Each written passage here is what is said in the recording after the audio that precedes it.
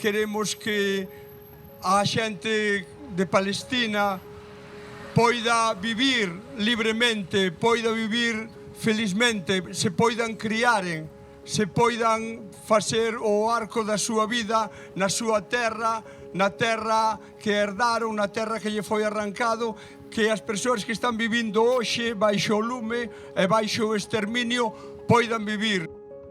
Son persoas de carne e oso que están a ser exterminadas precisamente nos nomes dunha bandeira e máis nos nomes dunha religión. Hai un estado ilegal, un estado creado polo que se chama vulgarmente a comunidade internacional, que vimos sendo nós ou veñen sendo os que nos representan, é que desde o ano 48 fixeron un plan de ocupación dun territorio que non era deles. Están beneficiando unha invasión, un convite para ocupar unha terra que non viran nunca na vida, é un programa de expulsión onde os dereitos máis elementais das persoas están negados.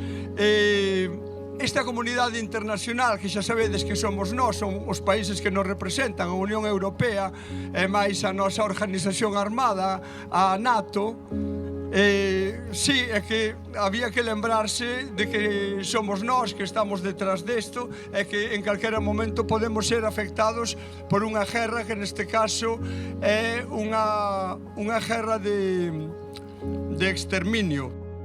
Os medios chamados de comunicación, que están convertidos en medios de propaganda, manteñen un discurso unánime en que falan da loita entre dúas comunidades.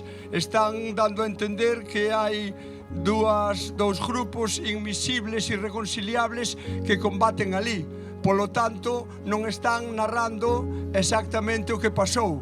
Queren convertir a Palestina nun cementerio, pero como xa estábamos berrando todos, dende o río ata o mar, Palestina vencerá. Liberdade para Palestina.